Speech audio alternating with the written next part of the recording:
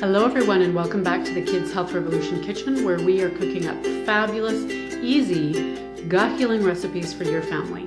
I'm Deborah Morgan, the founder of Kids Health Revolution, and this is the Gut Healthy Kitchen Basics. And today we are talking all about flavor foundations. There is this very common misconception when you are told to go on to a gut healing protocol, a GAPS diet, SCD diet, even a Paleo diet, that it's boring or somehow unappealing, that there's not a lot of tasty things you can have, and nothing, trust me, nothing could be further from the truth. It's all about using beautiful whole foods to build in those layers of flavor. And today what we're going to do is work on caramelizing onions. They are the most wonderful flavor foundation that you can use. Now, I know you might be thinking, okay, wait a second here, Deborah, this is about kids' health and kids' recipes and family recipes, and my kid won't touch an onion with a 10-foot pole. I get it. Mine doesn't particularly, or thinks he doesn't really like onions either if I present them to him like this when they look like onions. But when we layer them into things, when we use them in sauces, when we use them to make dips, when we use them in our gravies, soups, stews, just to bring that really beautiful umami flavor, they don't even know they're there, but it's building that flavor foundation. So my son will often say, this has onions in it? I hate onions. But he knows that he likes the taste of what he's eating. It's also helping our kids to learn that there's more to food than just what they see. There's all of these different complex things that go together to make tasty flavors that our mouth enjoys. So caramelized onions are a great way to build flavor into your gut healing dietary recipes. Now, before we talk about how to caramelize and cook these onions so they're beautiful and tasty, let's take a second just to talk about their maybe slightly surprising health benefits that we get from onions. So the first is, of course, when we're talking about gut health, onions are an amazing source of prebiotic fibers. So those are the fibers that are not digested in the upper intestine, in the small intestine. They travel all the way down through into the large intestine, and they are a great source of energy for our beneficial bacteria. They really like these prebiotic fibers, the inulin in onions. So it's a great thing to include in your child's diet. Even if you're doing a GAPS diet or a Walls protocol, especially calls for a lot of these types of fibers in our diet. So that's first. Next, onions are also one of the richest sources of sulfur. And sulfur is important because it is one of the body's most abundant minerals. We use it to make our body's master antioxidant, and that is glutathione. So our body requires various different nutrients to produce this glutathione, and oftentimes in our children that have chronic health conditions, they are lacking in this master antioxidant. So the more foods that we can give them that help support the synthesis of glutathione, the better off they will be.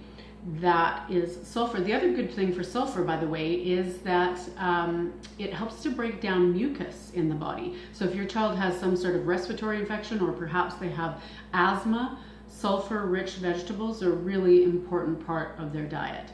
Okay, keep on going here. The nutrition keeps going with this beautiful vegetable. Quercetin is another vegetable that's found in onions. And this is a really important anti-inflammatory in the body. It's also antihistamine. So that means if your child suffers from allergies, this is a great vegetable to include a lot of in their diet. It's also important for children who have eczema or asthma. Having antihistamine properties can help to decrease flare-ups in those symptoms. It's a great source of B6. We also get folate and potassium from these, and as well selenium. Now, selenium is a very important nutrient when it comes to helping to modulate the immune system. So it's not boosting the immune system or depressing the immune system. It's actually helping the immune system find this nice, healthy balance. Selenium is also an important building block for that master antioxidant, the glutathione. So you can see lots of beautiful, great nutrition in this particular food that's going to help us layer in great flavor as well as layering in great nutrient density. So now let's move on and see how we're gonna get into caramelizing these beautiful onions. So you can see here that I have chopped up quite a few onions already. This will be, after we're done with this one, 4 small to medium sized onions. And these are just yellow onions that just look like this when they are in the skin. In case you're not familiar with a yellow onion, that is a yellow onion. And I like these ones. They have a nice sweet flavor. You could certainly use different types of onions in this. If you wanted to use purple onions as well, you'd get a slightly different nutrient profile in the phytonutrients from that. So I've just taken the skin off, and I also sometimes like to cut out, I don't know if you can see, there's a little sort of nub there from the root end, and I like to just take a second sometimes and pop that out because it helps to get nice separation in my slices. So you want to slice these fairly thin and get them as even as you possibly can, because if they're uneven, they'll cook at a different rate. So you're going to end up with some pieces that are maybe a little too crispy and other pieces that are still a little too raw. So as evenly as you can manage to get them sliced is great. So we've got nice, quite thin. I'm going to see if you can see this in the picture. Up here, quite a thin slice of onion, and we've just sliced it in half, and then I place it on my board. And if you have a large, really sharp knife, it makes this go so much faster. I'm not as quick as a lot of the professional chefs you see on TV, but certainly not lightning speed here as I go through this, but I can bang out a few onions in just a few minutes. It doesn't have to take a long time. Okay, so we have here our 4 chopped onions, and then we are going to use as our fat in this, we're going to use ghee. So ghee is just simply butter with the proteins taken out, because a lot of our kiddos are not able to digest the proteins in the milk, so ghee is a great option, and it gives it that beautiful butter-like flavor without having the dairy. And just look at the beautiful color in that. And so we're going to now move this production over to the stove and over to the frying pan. I'll meet you there. Okay, so here we are at the stove top, and we have a nice large skillet. I like the green pans because they don't have any of the harmful chemicals in them. They've got that ceramic bottom that helps to keep things from sticking. So we're going to put in here a good healthy tablespoon of this beautiful ghee. I'm going to add just a little bit more. We're going to warm our pan up on a medium high heat and just let that get warm before we start to add in our onions. So our pan is getting nice and warm. We just want to make sure the fat is evenly spread around in the pan, and we like to, I can check it just seeing if there's a little bit of a sizzle when I put the onion down. You probably can't hear that, but it's there, ever so slight, so it's ready to throw in. Now, I'm not going to throw in all of the onions at the same time, because otherwise we sacrifice a little bit of that caramelization. Sometimes the moisture in the onions starts to come out a little too quickly, and then you end up sort of boiling your onions. If you do that, you can recover it, but you see how those ones are sticking together? That's because I didn't get that little nub off of the root. So we're just going to layer these in so we get a really nice caramelization on the onions. You should be able to hear now that we've got nice sizzle going on. That's perfect. Going in with a little pinch of sea salt here. I use pink sea salt. You could also use a Himalayan sea salt. You definitely want to make sure you're using a nice, good quality salt so that you're getting the good nutrients from it rather than the really highly processed stuff.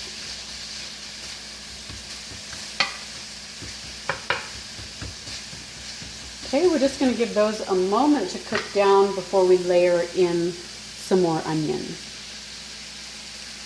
So we've got a nice little cook down coming here, and you do see that not all of my onions are exactly the same size, and that's okay. They're still going to cook down pretty well. We do have some thinner ones in there. I kind of like it when we get a few little crunchy bits in there. If you're really picky and you want to make this perfect, then you can certainly be a bit more careful when you cut them down. But it's all going to come out and still be a beautiful flavor base for a lot of your recipes, your soups, your stews, dips that you might want to make your kids. I'm going to be doing a roasted carrot and cauliflower hummus for you very soon, but we'll use these onions as a good flavor base. So let's just throw the rest of the onions in there and another good healthy pinch of salt. That helps them to release their flavors as well. We'll get those mixed around.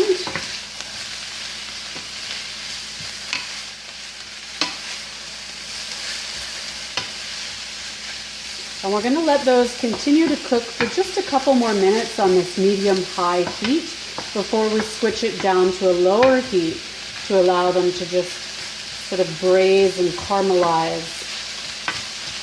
Now, while these onions are caramelizing, let's talk a little bit about timing. So when would I do this process? Oftentimes what I'll do to get these beautiful onions braised so I can have them on hand is when I'm cooking other foods in the kitchen. So I like to make good use of my time in the kitchen. So if I'm making dinner one night and I've got some meat in the oven or something on the barbecue, I'll set the timer so that I don't forget about it, and then I can be doing these onions at the same time. They don't need a whole heck of a lot of supervision once you get them down to the stage where you can turn them down. It can also be done in the slow cooker. I've never done them in the slow cooker myself, but I know several people who will just throw their onions into their slow cooker with some ghee or some meat stock and leave them for the day, and they come out with beautiful onions that they can use to build layers of flavor. So that's another option for you. So we've got these basically kind of caramelized down just a little bit with that high heat. Now what we're going to do is turn the heat down to a medium-low temperature, and we're just going to let these caramelize, stirring them occasionally. So I would normally in the kitchen move off and do something else, do some preparation of some vegetables for our dinner, or some school snacks that I might be sending, some other activity that I need to do in the kitchen, or hey, sit down and read a book if you've got the time, why not? While your onions are caramelizing, just popping in to give them a little bit of a stir, every few minutes. Otherwise they will tend to kind of get a little sticky in the pan. If they are sticking, if you notice that, you have a couple of options. You can add a little bit more ghee. The better thing to do would be to add a little bit of your meat stock. So a chicken stock or a beautiful meat or beef stock, lamb stock. Really tastes delicious, helps to get the little caramelized bits up off the pan. Water will also work as well if you find that it's sticking. So we'll just leave this to cook down, slowly releasing all of its beautiful flavors for about, I usually find between 20 and 35 minutes, somewhere in there, depending on how many onions I have in my pan.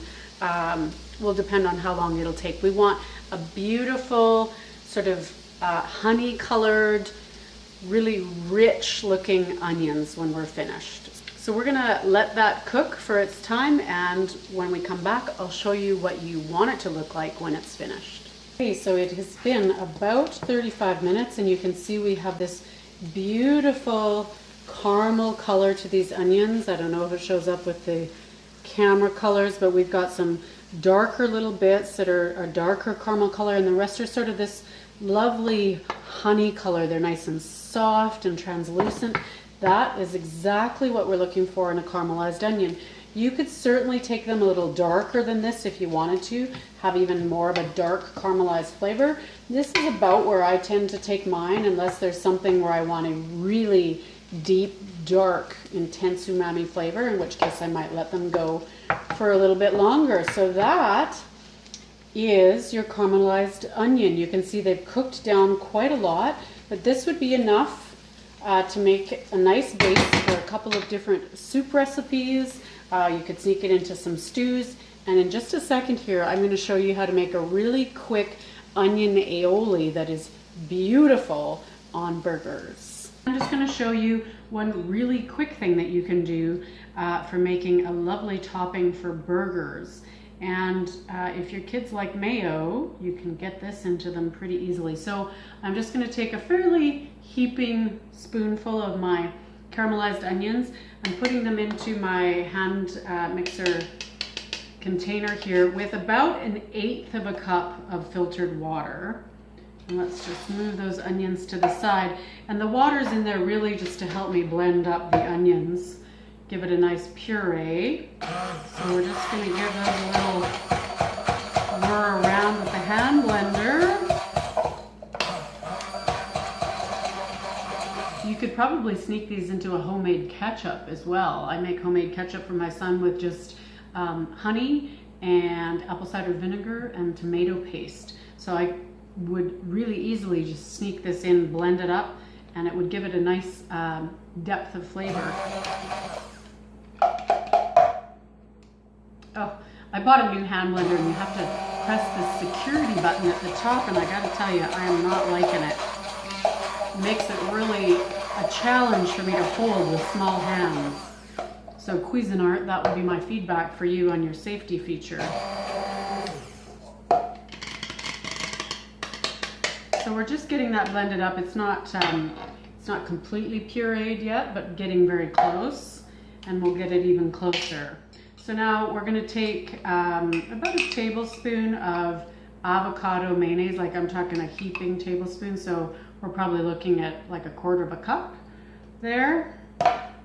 And I use the Chosen Foods or the Primal brand, and these are using avocado oil as the emulsifying fat. Now you could certainly make your own mayonnaise, which I do sometimes, but when I don't have time, this is a great option. It doesn't have the inflammatory omega-6 acids that most of our mayonnaises do that we buy in the store. And this, I'm just going to throw in. You wouldn't have to throw this in, but I happen to have it. It is a lovely fermented cashew spread. And I'll just show you the label in case you're able to find it in your store. It's called Spread'em Cashew. This is jalapeno lemon. They also have cucumber and garlic, all kinds of different flavors. And they're really tasty. So we're gonna throw this blender back in here.